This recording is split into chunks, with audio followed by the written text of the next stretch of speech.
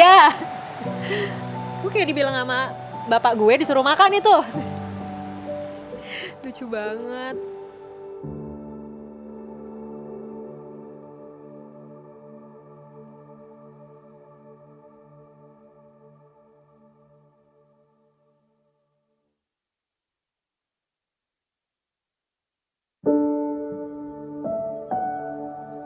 Cardigan nih. Ya ampun, gemes banget. Cardigan. Halo, apa kabar?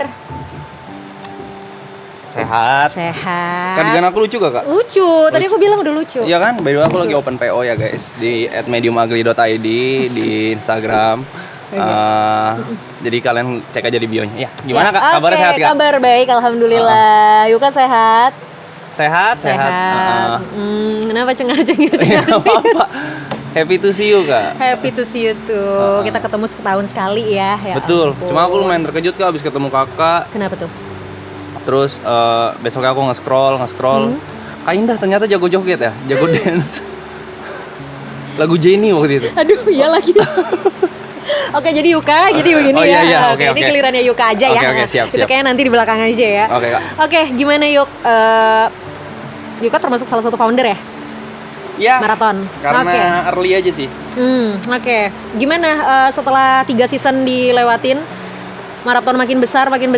Apa yang dirasain? Pendapat Yuka gimana? Yang dirasain mungkin karena semuanya berjalan sangat cepat untuk saya, jadi saya tidak mempunyai waktu untuk memproses.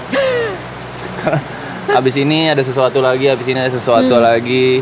jadi ya gak ada waktu buat tenang aja sih rasanya.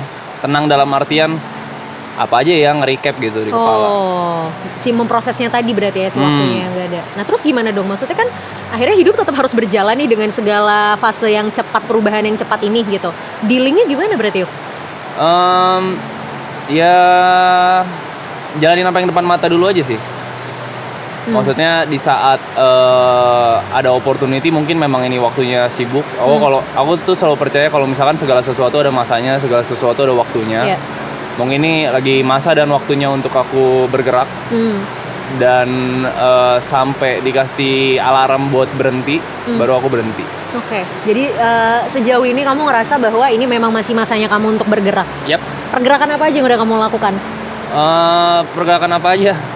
Maraton 1, 2, 3 kan aku terinclude ya di dalam semuanya ya. Yeah. Apalagi ketemu sama banyak orang baru, dari aku yang belum mengenal siapa-siapa mungkin, atau yang belum orang belum tahu aku di showbiz. Ya itu aku dari tiba-tiba main film, sekarang closingan mesti di festival, atau mungkin aku tiba-tiba disuruh manggung di Pesta Pora, synchronize, tanggal 30 aku mesti stand up comedy. Wow. Maksudnya itu kan tahu-tahu aku punya clothing brand. Iya benar-benar. Maksudnya itu kan hal-hal yang ya Yuka 2 tahun lalu pun untuk bermimpi sejauh itu pun aku gak berani. Tapi mungkin aku tiap harinya pun kayak tiap hari, ini aku pernah ngomong juga di stream, tiap harinya pun kalau aku bangun, ini kan kalau lagi begini kan jarang ketemu Michelle. Waktu bangun pun aku kayak, oh iya gue cowoknya Michelle ya. Gitu Kak. Sampai lupa. Iya. Mungkin karena ini hidup yang nggak pernah aku bayangkan aja. Jadi tiap hari aku mungkin masih banyak kagetnya gitu. Karena si prosesnya cepet banget tadi juga ya. Oke. Nah kalau nggak ada maraton, 2 tahun lalu, Yuka kepikirannya tahun ini tuh ngapain? 2 tahun lalu aku udah punya beberapa plan. Yang pertama waktu itu memang tujuan aku kelarin rumah orang tua. Jadi aku udah ada ketemu caranya, cuman waktu itu aku mesti korbanin setahun. Setahun tanpa break. Dan itu memang udah aku jalanin in proses discussion marathon season 1 pun aku lagi ngejalanin itu. Itu kelar. Aku mungkin ada beberapa opsi hidup tenang yang tadi aku bilang. Menghilang ke luar negeri atau apa, aku nggak tahu. Atau mungkin aku ke daerah ngumpulin duit secukupnya terus aku kuliah, habis itu jadi guru, I don't know.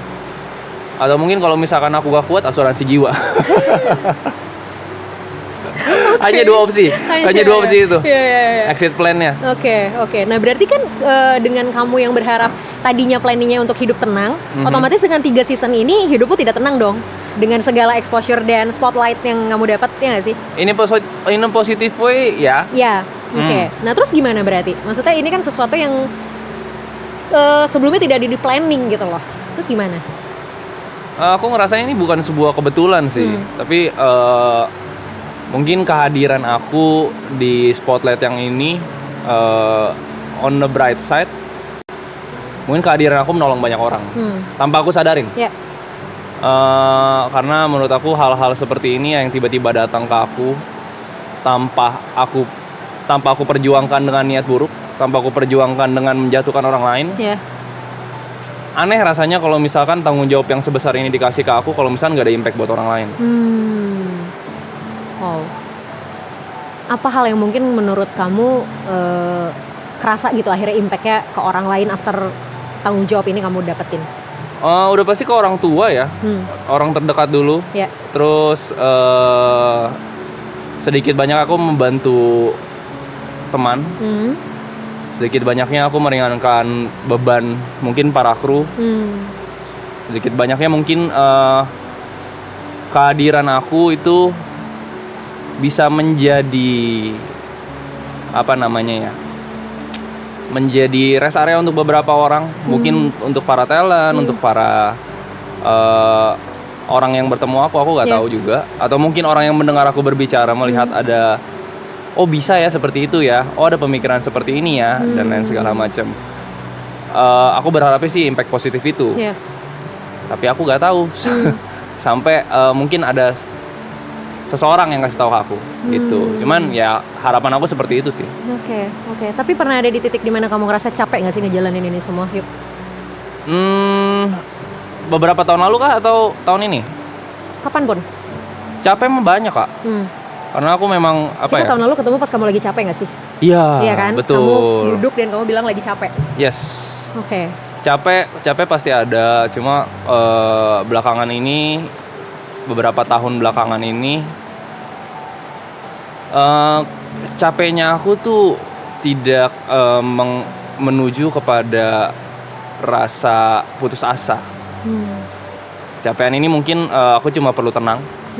Aku cuma perlu sendiri. Aku cuma perlu take a break. Jadi capeknya ini menurut aku capek yang berkualitas. Kalau dulu tuh capeknya mungkin destruktif. Seperti itu sih kalau aku. You kan ini basically introvert ya? Awalnya ekstrovert, cuma gara-gara COVID jadi introvert. Oh gitu? Iya. Tadinya aku social butterfly. Cuman mungkin lebih membatasi karena aku ngelihatnya tuh gak semua orang suka impact yang besar. Dalam artian kalau aku terlalu andil dalam banyak hal, maupun itu baik atau buruk, orang gak bakal suka. Jadi aku lebih banyak menahan diri, mencoba memproses bagaimana output yang mau aku kasih untuk membatasi kecewanya aku. Dan maksudnya maraton ini kan dimulai after COVID ya? Ya nggak sih? Ya kan after COVID. Berarti kan lagi mode kamu juga mode on-nya tuh si introvertnya kan sebenarnya. Ada kesulitan nggak ketika kamu harus masuk ke maraton yang dimana kamu ketemu banyak orang, ketemu public bintang tamu, public figure atau siapapun, itu kan juga kamu harus ada socialize juga nih ke mereka gitu. Ada kesulitan nggak? Kesulitannya mungkin kalau ketemu bintang tamu dan banyak orang baru, udah enggak sih, karena aku udah memiliki sebuah konsep atau sebuah sistem di kepala aku. Yang pertama, bagaimana cara membatasi kecewa tersebut. Yang kedua, bagaimana meng-approach orang. Yang ketiga, gimana caranya biar orang tuh setidak-tidaknya gak benci sama aku. Tidak terlihat annoying gitu. Karena memang itu proses yang panjang yang aku alamin dulu. Jadi kalau buat socialize sama orang, aku dibilang introvert, cuman kan paling 45%, 55%, tidak yang terlalu jauh seperti itu. Jadi untuk ketemu orang baru, aku fine, ngobrol fine, tapi aku mesti lihat dia interest dulu apa enggak. Jadi banyak indikator-indikator dalam aku nge-approach orang gitu. Karena aku memang tertarik sama manusia sih kak. Kamu cukup observe ya orangnya ya? Observe. Aku tertarik sama manusia karena kenapa ya dia berpikiran seperti ini, kenapa dia berpikiran seperti itu. Jadi penasaran sama faktor-faktornya aja. Dan maraton ini menurut kamu menjadi salah satu hal yang membantu kamu untuk akhirnya semakin observe dan memahami orang lain gak sih? Yes, tapi di showbiz kan banyak yang ditutupin. Yes. Nah itu gimana tuh? Ya banyak. Maksudnya kalau sekali pertemuan menurut aku belum bisa banget dinilai banget. Cuman bisa kita lihat surface-nya lah. Atau sosok seperti apa yang ingin dia tunjukkan. Bukan berarti itu hal buruk ya. Maksudnya kan kita ketemu orang lain juga pengen menunjukkan sisi apa nih yang kita pengen kasih lihat dalam 2 jam, 1 jam. Iya, betul. Gitu. Dan setiap orang kan punya topengnya masing-masing ya. Betul. Apalagi ketika baru pertama kali ketemu sama orang lain. Ya sih. Oke. Waktu pertama kali kamu menginisiasi salah satu orang yang menginisiasi maraton ini, pernah kebayang nggak sih maraton akan sebesar ini sampai tempat sebesar ini? Aku tidak menginisiasi, aku lebih jadi saksi aja sih. Jadi aku ngeluh, aku BU karena yang tadi aku bilang. Iya. Terus si Mas bilang gue gabut 1 minggu, si Jod bilang oke, gue punya proposal. Terus kayak, ini jadi sesuatu gitu. Gitu. Terus sebenarnya awalnya juga dari dalam tanda kutip keisengan ya, bukan hal yang maksudnya kayak beneran direncanain banget gitu. Yes, ini sesuatu hal yang random aja. Apakah aku expect bakal sebesar ini? Tidak, udah pasti.